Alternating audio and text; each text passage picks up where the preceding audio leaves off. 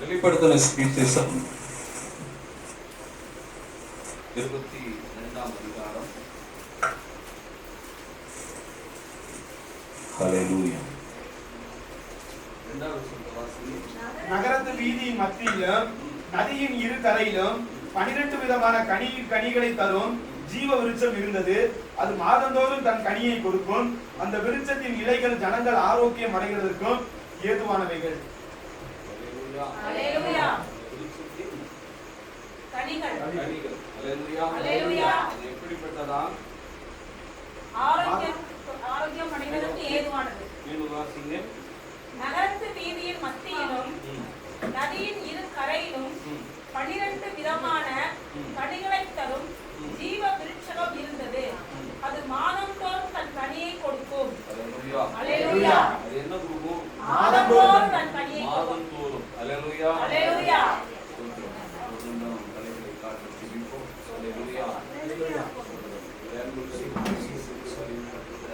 அன்பின் நல்ல பிதாவே, இந்த வசனத்தில் மறைந்திருக்கிற மன்னாவையும் ஆவிக்குரிய ரகசியங்களையும் நாங்கள் கண்டடையத்தக்கதாக, கற்றுக்கொள்ளத்தக்கதாக, பிறருக்கு அதை கற்பிக்கத்தக்கதாக எங்களை நடத்துங்க, ஆசீர்வதிங்க. இயேசுவின் நாமத்தில் ஆமென். ஹல்லேலூயா. எல்லாரும் வாசிங்க தானே? ஆமென். அதுல என்ன போட்டிருக்கு? நகரத்தின் வீதியின் மத்தியிலும் நதியின் இரு கரை. நதியின் இரு கரை. 12 மாதத்தை 2ஆக பிரித்தால் 12. ஆமென். ஆராதனை 2ஆக பிரித்தால் ஆரம்பம் முடிவு. ஹல்லேலூயா. ஹல்லேலூயா. அங்கே ஒரு காரியத்தை தேவன் திட்டம் பண்ணி வைத்திருக்கிறார். என்ன திட்டம் பண்ணி வைத்திருக்கிறாராம்? இரு கரையிலும் 12 விதமான கனிகளை தரும் ஜீவ விருட்சத்தை தேவன் சபையிலே வைத்திருக்கிறார். ஹல்லேலூயா. ஆமென். அப்ப இந்த உலகத்தில் இருக்கிற விருட்சங்கள் ஜீவனுக்கு ஏதுவானவைகள் அல்ல, மாமிசத்துக்கு ஏதுவானவைகள். எப்படி பாருங்களேன். இப்ப மக்கள் என்ன செய்றாங்க? 6 மாசத்துக்கு 1 வருஷத்துக்கு ஒரு மெடிக்கல் செக்அப் இல்லையா? அடுத்து அதுக்கு இன்னொரு என்ன பண்ணிருக்காங்க? இன்சூரன்ஸ் போட்டிருக்காங்க. எதுக்கு? இந்த சரீரத்திற்காக. ஆமென். ஆனால் நமக்கு அப்படி பார்த்திருக்கோமா? நினைச்சு இல்ல. ஆமென். அது தேவன் பார்த்துக்கிறார். ஹல்லேலூயா. யார் பார்த்துக்கிறது? தேவன் பார்த்துக் கொள்ளுகிறார். அதான் சொல்றாரு, நதியின் இரு கரையிலும் 12 விதமான கனிகளை தரும் ஜீவ விருட்சம். ஆமென். சபையிலே தேவன் ஜீவ விருட்சத்தை வைத்திருக்கிறார். சபையில ஜீவ விருட்சத்தை வச்சிருக்கிறாரு. அது யாருக்கு கிடைக்குமாம்? எந்த அளவுக்கு அவரை நம்புகிறார்களோ, எந்த அளவுக்கு அவரை பின்பற்றுகிறார்களோ, எந்த அளவுக்கு அவரை நேசிக்கிறார்களோ, அந்த அளவுக்கு அவர்களுக்கு அது கிரியை செய்யும். ஹல்லேலூயா. அந்த அளவுக்கு அது கிரியை செய்யும். பணம் இருப்பதனால் அவர்கள் வாழ்ந்துவிட முடியாது. ஆசீர்வாதம் இருப்பதினால் ஒரு மனிதன் அகமகிழ முடியாது. ஹல்லேலூயா. அப்படி இருந்திருந்தால் அவர்கள் கொஞ்சம் என்ன செய்திருக்கலாம் என்று சொன்னால், பரலோகத்திலே டிக்கெட்டும் புக் பண்ணி இருக்கலாம் இல்லையா? இப்ப பஸ்ஸுக்கு டிக்கெட் புக் பண்றோம், ஃளைட்டுக்கு டிக்கெட் புக் பண்றோம், ட்ரெயினுக்கு டிக்கெட் புக் பண்றோம் இல்லையா? ஹல்லேலூயா. லாட்ஜ், ரெஸ்டாரண்ட், ஹோட்டல் எல்லாத்துக்கும் புக்கிங் இருக்கு. அந்த பணத்தை வைத்து அவர்கள் என்ன செய்யலாம்? பரலோகத்தையும். ஆனா ஆண்டவர் அப்படி வைக்கலையே, வேற மாதிரி மாத்தி வச்சிருக்கிறாரு. ஜீவ விருட்சம் இருந்தது. அது உனக்கு கிடைக்கிறதா? ஹல்லேலூயா. அது உனக்கு கிடைக்கிறதா? அதைத்தான் இங்கே பார்க்கிறோம். அது மாதம் தோறும் என்ன கொடுக்கும்? நீ எந்த அளவுக்கு தேவனை விசுவாசிக்கிறாயோ அந்த அளவுக்கு உன் வாழ்வாதாரத்தை அந்த கனி மேம்படுத்தி காட்டும். அல்லேலூயா. அல்லேலூயா. இதுதான் சத்தியம். இதுதான் சத்தியம். ஜீவ விருட்சம் இருந்தது. ஜீவ விருட்சம் இருந்தது. அது மாதம் தோறும் தன் கனியை என்ன செய்யும்? அந்த கனியிலே சமாதானம் இருக்கும், அந்த கனியிலே விடுதலை இருக்கும், அந்த கனியிலே ரட்சிப்பு இருக்கும், அந்த கனியிலே ஆரோக்கியம் இருக்கும். அல்லேலூயா. அந்த கனியிலே ஆரோக்கியம் இருக்கு. அதாங்க முக்கியம். அது தன் கனிகளை என்ன செய்தது? மாதந்தோறும். எந்த மரம் கொடுக்கும்? உலகத்துல எந்த மரமும் கொடுக்காது. எல்லா மரமும் சீசனுக்கு தான் கனி கொடுக்கும். உண்மையா இல்லையா? நீங்க போய் பாருங்க. இப்ப எல்லாம் கூகுள் வந்துருச்சு இல்லையா? அதுல இப்ப பாஸ்டர் அப்படின்னு நீங்க போட்டீங்கன்னா பொருள்னு போட்டா போதும், அவர் என்ன செய்யணும் அப்படிங்கறதெல்லாம் வந்துடும் இல்லையா? ஒரு பேரை போட்டு அதனுடைய பொருள் அடிச்சீங்கன்னா அது ஒரு 10 ஆப்ஷனை கொடுக்கும், இப்படிதான் அப்படின்ட்டு. அது போல நீங்க உலகத்துல மாதந்தோறும் கனி கொடுக்கிற மரம்னு போட்டு அடிச்சீங்கன்னா வராது. அல்லேலூயா. மாதந்தோறும் கனி கொடுக்கக்கூடிய ஒரே ஒரு மரம் ஆண்டவராகிய இயேசு கிறிஸ்து. அல்லேலூயா. தன் கனியை கொடுக்கும் அந்த விருட்சத்தின் இலைகள் ஜனங்கள் ஆரோக்கியம் அடைகிறதற்கு ஏதுவானவைகளாய் மாற்றுவார். நீங்கள் தேவனுக்கு கொடுக்கிற காணிக்கை, தேவனுக்கு கொடுக்கிற தசமபாகம், தேவனுக்கு கொடுக்கிற நேரம், தேவனுடைய வசனத்தை வாசிப்பதற்கு கொடுக்கிற நேரம், இவைகளெல்லாம் அங்கீகரிக்கப்படுகிறது, இவைகளெல்லாம் கணக்கிடப்படுகிறது. அதன் மூலமாக ஆரோக்கியம் உங்களுக்கு வரிசிக்க பண்ணப்படுகிறது. அல்லேலூயா. ஏன் அப்படின்னா அந்த தண்ணீருக்கு பேர் என்ன? ஜீவ தண்ணீர். ஆமென். எப்படி? ஜீவ தண்ணீர்னா அதுக்கு என்ன இருக்கு? உயிர் இருக்கு. ஆமென். இப்ப நம்ம குடிக்கிறோம்ல, அந்த தண்ணிக்கு உயிர் இருக்கா இல்லையா? ஆமென். அதுக்கும் உயிர் இருக்கிறது. உயிர் இல்லாவிட்டால் பனிக்கட்டியாக உறைந்து. தண்ணியில் இருக்க மீன் சுவாசிக்க என்ன செய்யும்? தண்ணியை குடிச்சிட்டு அதுல இருக்க காற்றை குடிச்சிட்டு தண்ணியை ரிலீஸ் பண்ணிடும். தெரியுமா உங்களுக்கு? அல்லேலூயா. நமக்கு அப்படி ஆண்டவர் படைக்கல, மீன் அப்படி படைச்சிருக்க. அல்லேலூயா. தண்ணியில இருக்கிற காத்தை எடுத்துட்டு அந்த தண்ணி என்ன செய்யும்? வெளியேறும். இந்த காத்து அந்த தண்ணியில இருக்கிற காத்து போனா ஐஸ் கட்டியா உறைஞ்சிடும். இந்த தண்ணியில இருக்கிற காத்து போயிடுச்சுன்னு வைங்கள, அந்த இடத்துல ஐஸ் ஃபார்ம் ஆயிடும். அல்லேலூயா. காற்றோட்டம் வந்தாதான் தண்ணீர் ஓடும். அல்லேலூயா. அல்லேலூயா. தரையிலே தண்ணீர் சுவாசிக்கிறது என்று வேதம் சொல்லுகிறது, நான் சொல்லல. ஆமென். தரையிலே சுவாசிக்கிற தண்ணீரை போல இருக்கிறோம் என்று வேதம் சொல்லுகிறது. அல்லேலூயா. அதனால அந்த தண்ணீர் என்ன தண்ணீரா? ஜீவ தண்ணீர். உன்னை ஒவ்வொரு நாளும் கண்காணித்துக் கொண்டிருக்கும். ஒவ்வொரு நாளும் கண்காணித்துக் கொண்டிருக்கும். ஒவ்வொரு நாளும் உன்னை உணர்த்தி கொண்டிருக்கும். நீ செய்வது சரியா தவறா என்பதை உனக்கு அது உணர்த்தும். அதனாலதான் அது ஜீவ தண்ணீர். அல்லேலூயா. அடுத்த வசனத்தை வாசிங்க. இனி ஒரு முதல்ல ஆரோக்கியம். நல்லா தெரிஞ்சுக்கங்க. ஃபர்ஸ்ட் கிரேட் என்ன கொடுக்கிறாரு? ஆரோக்கியம். அல்லேலூயா. காய்ச்சல் வந்துருச்சு, காய்ச்சலுக்கு நிவாரணம் வழங்கப்படுகிறது. பலவீனம் வந்திருக்கிறது, அந்த பலவீனத்திற்கு பலன் வழங்கப்படுகிறது. அல்லேலூயா. ஒரு சுகவீனம் வந்திருக்கிறது, அதற்கு ஏற்ற பலனை கொடுத்து கர்த்தர் முதலாவது ஃபர்ஸ்ட் எய்ட் பாக்ஸ் அது சொல்லுவாங்கல்ல, முதல் அவசர சிகிச்சை, முதலுதவி பெட்டி, அதான் ஆரோக்கியம். அல்லேலூயா. அடுத்து என்ன சொல்றாரு? இனி ஒரு சாபமும் இராது. சாபம் வெளியே தெரியாது, அது மறைந்திருக்கும். சாபம் வெளியே தெரியாது, அது என்ன செய்யும்? மறைந்திருக்கும். இந்த ஆரோக்கியத்தை கொடுத்ததுக்கு அப்புறம் கர்த்தர் என்ன பார்க்கிறார்னா, இதுக்கு என்ன காரணம் என்று பார்க்கிறார். இதற்கு என்ன காரணம்? சாபம். இது மிக அவசியம், மிக நீங்கள் அறிந்து கொள்ள வேண்டிய விஷயம். ஏன்னா எனக்கு ஒரு நல்ல ஒரு குடும்பம் தெரியும். அவங்க வீட்டுல ஒரு 6 பேர் அண்ணன் தம்பி, ஒரு 6 பேர், எல்லாருமே மிலிட்டரி. அல்லது டிபார்ட்மெண்ட்ல இருக்காங்க. ஆனா எல்லாருக்கும் என்ன பிடிக்கும் தெரியுமா? 40 வயசுக்கு மேல அவங்களுக்கு வந்து இந்த மெண்டல் மாதிரி வந்துடும் குடும்பத்துக்கு. அவங்க சொன்னாங்க இது சாபம், தலைமுறை தலைமுறையா இருக்கு அப்படின்னாங்க. அல்லேலூயா, அல்லேலூயா.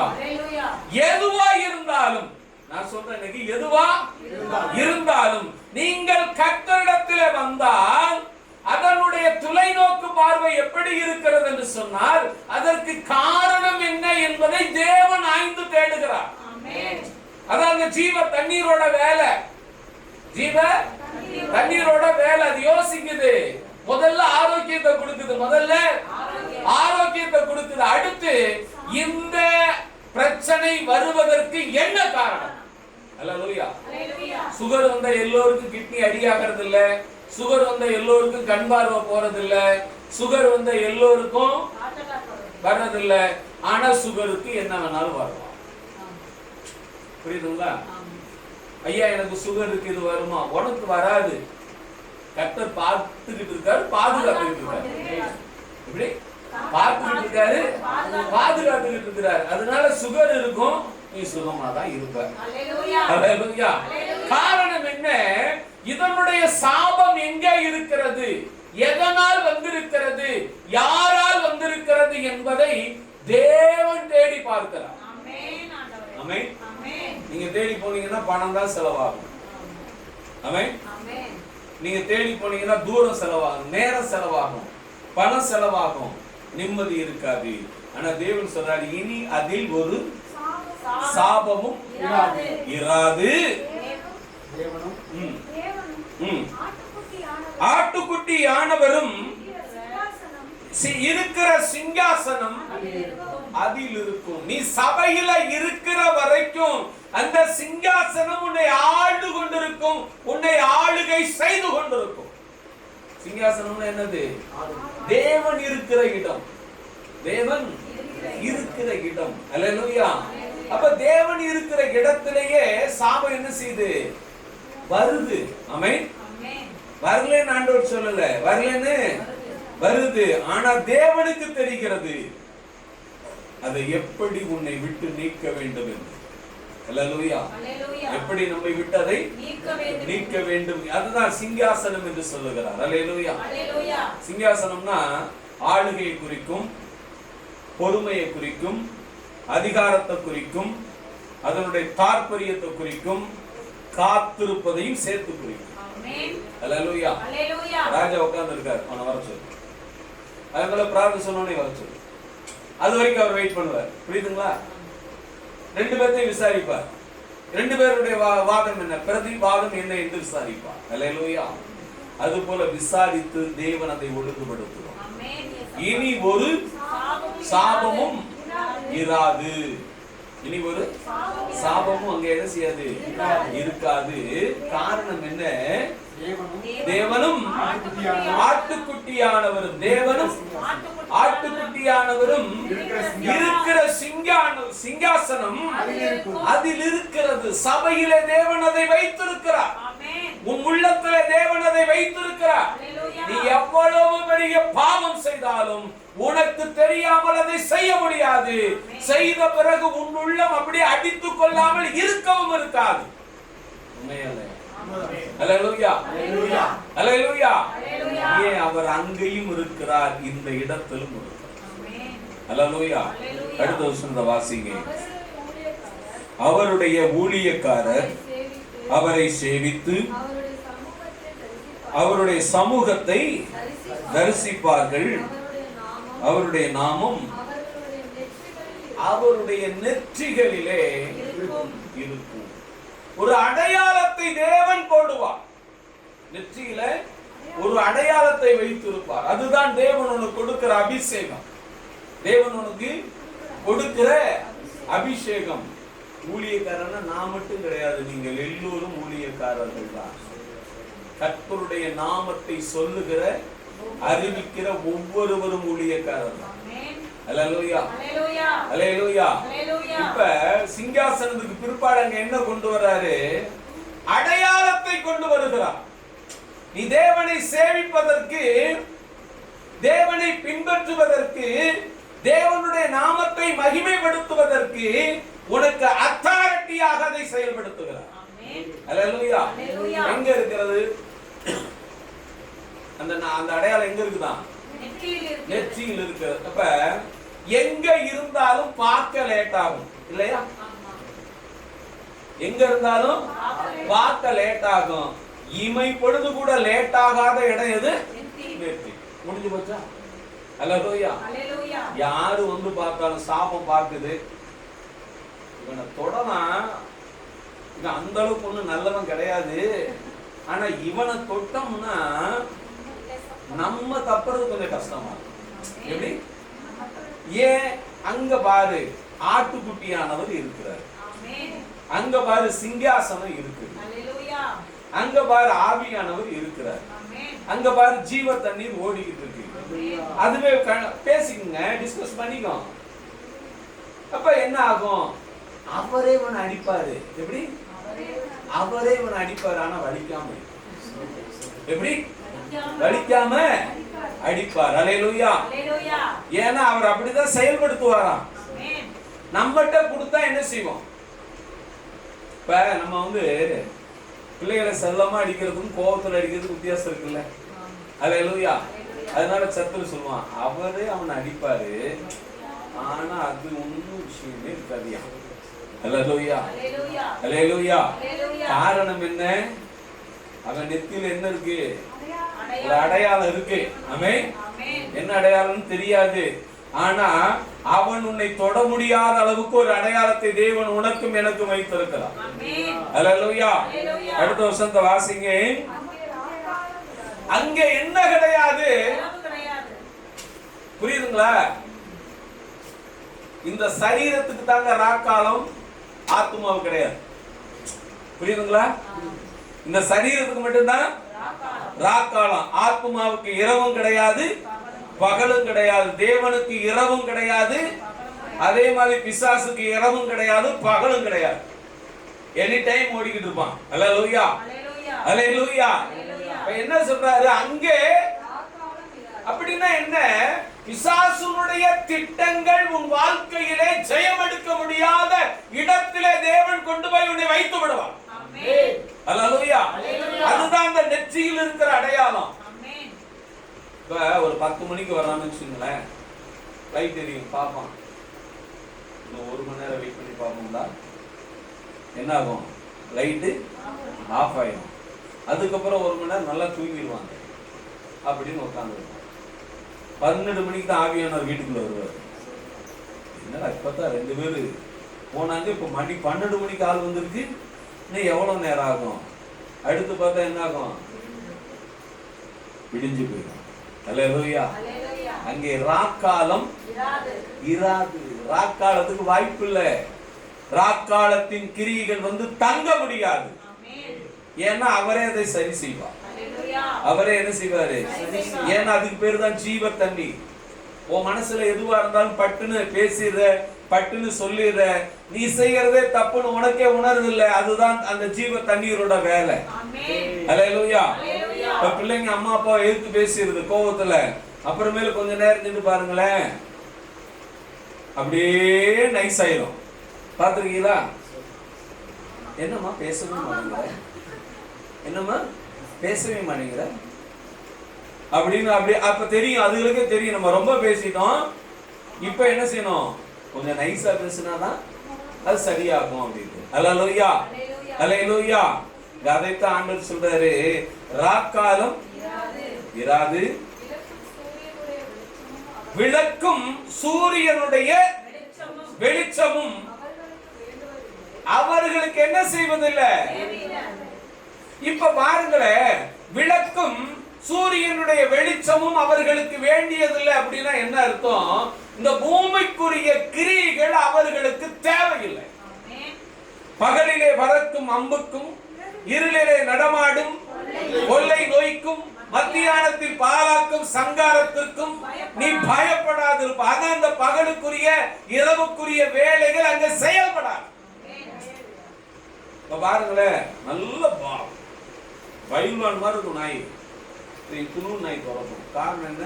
அந்த நாய் இருக்கிற வீட்டுக்கு அந்த நாய் பக்கத்துல போயிடுச்சு. பார்த்துருக்கீங்களா? பெரிய நாயா இருக்கு, யோசிக்கும். சின்ன பயலா இருக்கேன், தட்டினா விழுந்துருவான். ஆனா இடம் அவன் இடமா போச்சு அப்படின்ட்டு அது ஒதுங்கி போறத பார்க்கலாம். அல்லேலூயா. அது போல எதுவும் முன்ன என்ன செய்ய முடியாது, அணுகாதபடி அவர் என்ன செய்யறாரு, பாதுகாத்துக் கொள்ளுகிறாருங்க. அதுதான் அந்த இடம் சொல்லுகிறது. வாசிங்க. அங்கே ராக்காலத்து இராது விளக்கும் சூரியனுடைய வெளிச்சமும் அவர்களுக்கு என்ன செய்வதில்லை, வேண்டுவதில்லை. தேவனாகிய கர்த்தரே அவர்கள் மேல் என்ன செய்வார்? இந்த பிரகாசம் என்பது ஒரு ஆளுமை. கரங்களை தட்டி கர்த்தருக்கு என்ன சொல்றோம்? இந்த பிரகாசம் என்பது ஒரு ஆளுமை. கர்த்தரும் கையில கொடுப்பாருங்க. அந்த ஆளுமை எப்படி இருக்கும் தெரியுமா? பாருங்களேன், ஒரு நெல்லை நட்டு 6 மாசம் நின்று அது வளர்ந்து ஒரு நெல்லு மட்டும் வளர்ந்தா அடுத்தது என்ன பிரயோஜனம்? புரியுதுங்களா? ஒரு நெல்லை நடுறோம், அது பயிராகுது, பூட்டு வாங்குது, சோதரம் கதிர் விடுது. ஆனா எத்தனை நெல் இருக்கு? சிங்கிள் நெல்லு மட்டும்தான் என்ன செய்வோம்? நீ காலத்துக்கும் வர வேணாம், வீட்டுக்கும் வர வேணாம், இல்லையா? அல்லேலூயா. மாட்டை விட்டு மேய்ச்சிட்டு போயிடும். அல்லேலூயா. ஆனா இங்க தேவன் என்ன செய்யறாரு தெரியுமா? ஒரு ஆளுமையை அங்க என்ன செய்கிறது? பிரகாசிக்கிறது. அந்த வெளிச்சம் என்ன செய்யுது? இப்ப சூரியனுடைய வெளிச்சம் இருக்கிறது, சந்திரனுடைய வெளிச்சம் இருக்கிறது, சோதரம் 24 மணி நேரமும் செயல் இருக்கிறது. ஆனால் அந்த செயலுக்கு அப்பாற்பட்ட ஒரு வெளிச்சம் உன் மீதும் என் மீதும் பிரகாசித்துக் கொண்டிருக்கிறது. அல்லேலூயா. அந்த வெளிச்சம் என்ன செய்யும் என்பதை பார்த்துவிட்டு நாம் முடிப்போம்.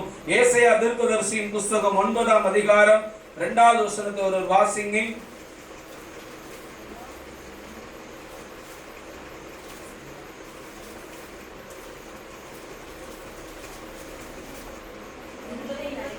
இருளிலே நடக்கிற ஜனங்கள் பெரிய வெளிச்சத்தை கண்டார்கள்.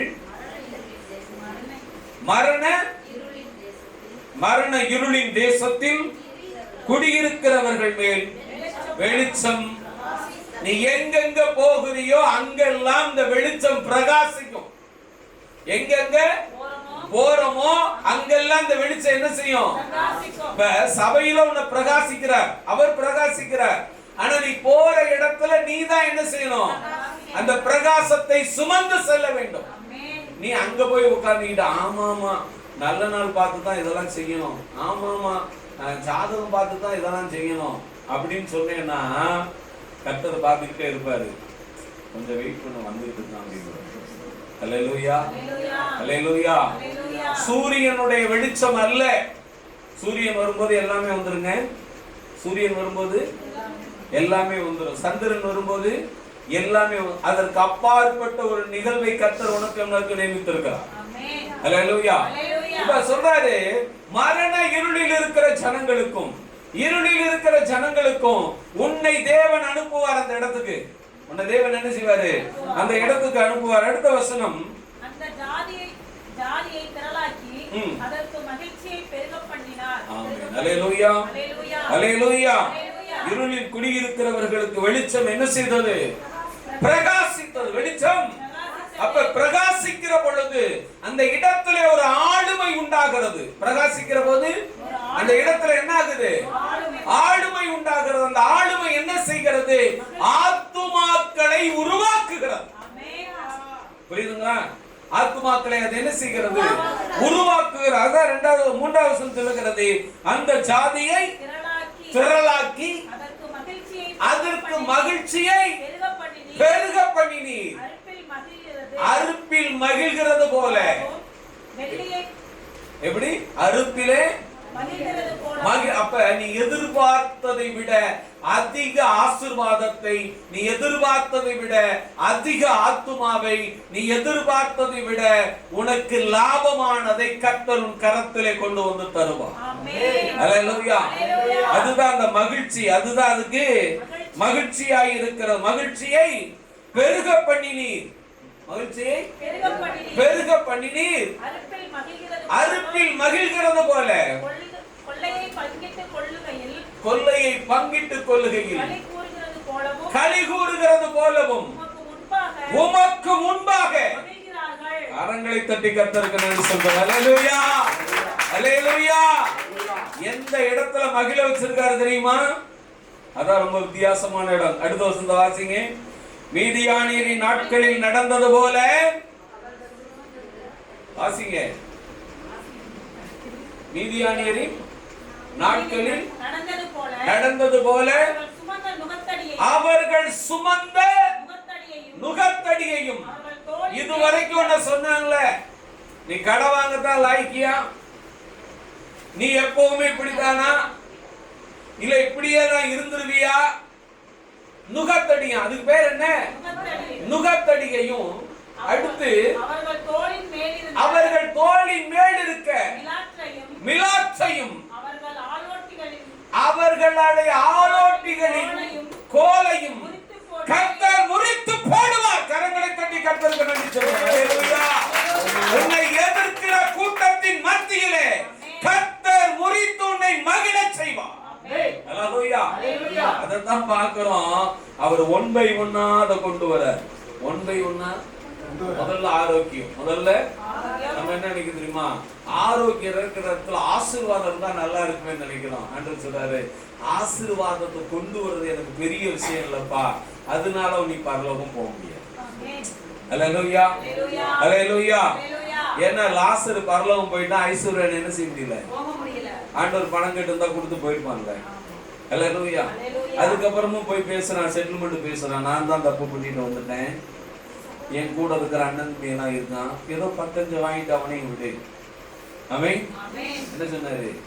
சபையில ஒண்ணு இருக்கு, சபையில ஊழியக்காரன் ஒருத்தர் இருக்கான், அவன் சொல்றத நம்ப சொல்லு, தீர்க்கதரிசிகளை நம்ப சொல்லு, இந்த இடம் தானாக கிடைக்கும். அல்லேலூயா, அல்லேலூயா.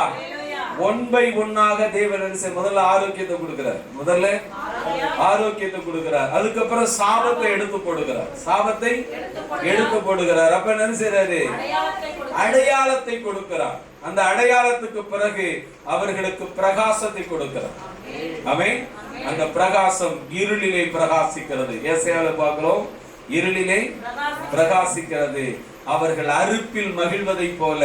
ஆமென். எல்லாவற்றிலும் கர்த்தர் அவர்களை மகிழச் செய்கிறார். யாருக்கு முன்னாடி? உன்னை எதிர்க்கிறவர்கள், உன்னை அசட்டை பண்ணுகிற, உன்னை உதாசீனப்படுத்துகிற ஆலோட்டி. சாதாரண ஆள் கிடையாதுங்க. ஆலோட்டினா அவன் ஒரு பெரிய, அவன் ஒரு ஊழியக்காரன் மாதிரி, ஒரு அத்தாரிட்டி தெரியுமா? ஆலோட்டிகள் நிமித்தம் இஸ்ரவேல் ஜனங்கள் எகிப்திலே ஓலமிட்டார்கள் தெரியுமா? அவன் சொல்லுகிற வேலையை நீ செய்தே ஆக வேண்டும். அவன் சொல்லுகிற இன்னைக்கு அவன் சொல்ற வட்டியை நீ கொடுத்தே ஆகணும். முடிஞ்சு போச்சா? அவனுக்கு உனக்கு யாரு வித்தியாசம் இல்ல. ஆமென். ஆலோட்டிகளின் நிமித்தம் ஜனங்கள் அழுதார்கள், பார்வோனிடத்தில் முறையிட்டார்கள். அதைத்தான் இங்கே பார்க்கிறோம். ஆலோட்டிகளுடைய கையில் இருக்கிற, அவனுக்கு அத்தாரிட்டி அதுதான் தெரியுமா? போலீஸ்காருக்கு அத்தாரிட்டியே கோல் தான். லத்தி இருந்தாதான் போலீஸ் மாதிரி தெரியும். அல்லேலூயா, அல்லேலூயா. இங்க ஆலோட்டி கிட்ட அந்த கோல் இருந்தாதான் அவன் செயல்பட முடியும். அவன் என்ன செய்ய முடியும்? ராஜாக்கள் காலத்துல ஒரு கோல் இருக்கு, அந்த கோலை வந்து கடையில போய் காட்டிட்டு அவன் சாப்பிட்டு போயிடலாம். நிறைய விஷயங்கள் இருக்கு அந்த கோலுக்குள்ள. ஆனால் அப்படிப்பட்ட உயர்ந்த நிலையில் இருக்கிற ஜனங்களை கூட கர்த்தர் தாழ்த்தி, உன்னையும் என்னையும் இந்த 12வது மாதத்திலே கர்த்தர் உயர்த்துவேன் என்று வாக்கு கொடுத்திருக்கிறார். அல்லேலூயா. கேட்ட வார்த்தையை சற்று நாம் சிந்தி